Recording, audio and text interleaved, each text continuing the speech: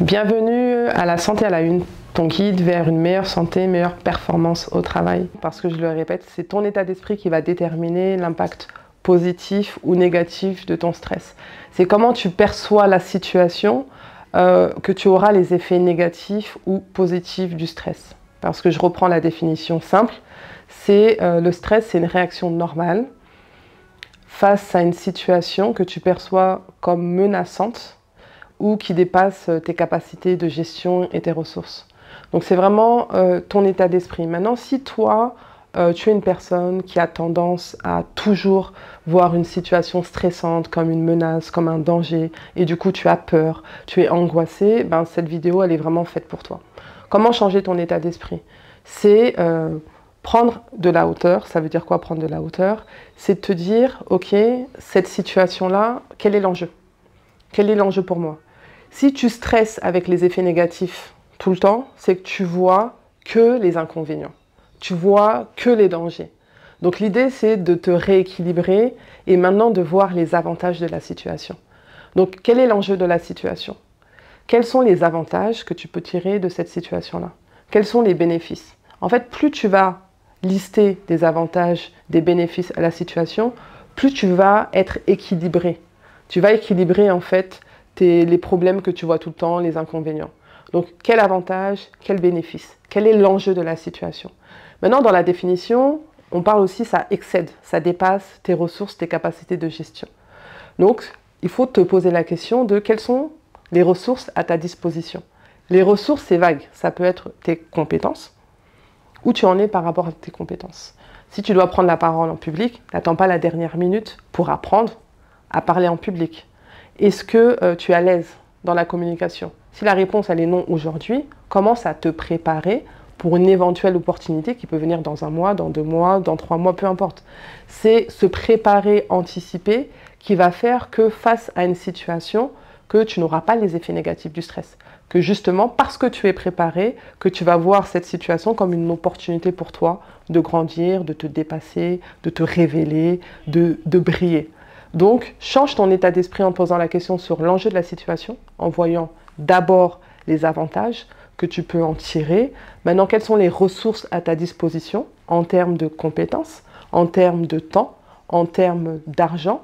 Quels sont les soutiens que tu peux avoir? Si tu es au boulot, est-ce que tes collègues peuvent t'aider pour cette tâche-là?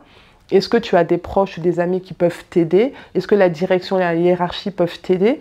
Donc, vraiment, en termes de soutien, de ton réseau, en termes de compétences, en termes d'argent, il y a toujours des gens qui peuvent t'aider à trouver une solution à ce problème-là.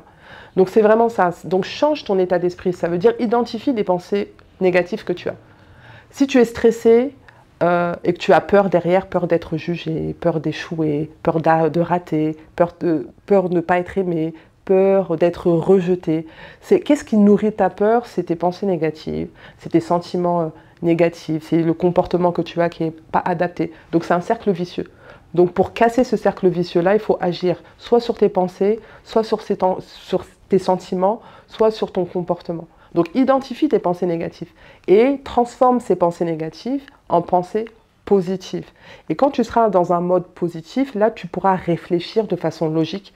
Donc, tu seras acteur de ta vie et pas spectateur de ta vie parce que tu réagis que sous le coup de l'émotion. Donc, c'est vraiment ça. Donc, réfléchir de façon logique, c'est se poser sur comment faire. Ok, je ne sais pas parler en public.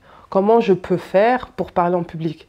Et pas, non, je vais rater, pourquoi il m'a demandé à moi, j'ai jamais fait ça. Donc, vous voyez, ce n'est pas le même état d'esprit. Il y a un état d'esprit où vous restez dans le problème.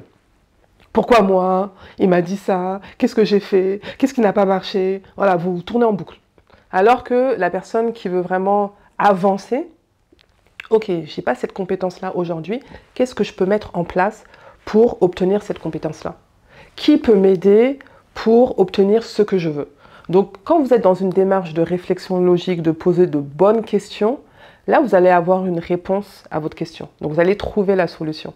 Donc, c'est ça, changer d'état d'esprit. Identifie tes pensées négatives, à quoi tu penses le plus souvent, qui te tire vers le bas, qui te crée justement des sentiments comme ça un peu négatifs, de stress ou de peur, et du coup tu as un comportement qui n'est pas adapté. Donc repère entre tes pensées, tes sentiments, ton comportement, qu'est-ce qui ne va pas, corrige ça et sois plutôt dans un état d'esprit positif, avec des pensées positives. Donc je me pose de bonnes questions. Comment je peux faire pour obtenir ça? Donc je suis dans une belle attitude, dans un bon comportement, je gagne confiance en moi. Donc c'est cette attitude-là qui va faire que vous allez voir toute situation stressante comme une opportunité de croissance. Vraiment comme un défi à relever, comme un challenge.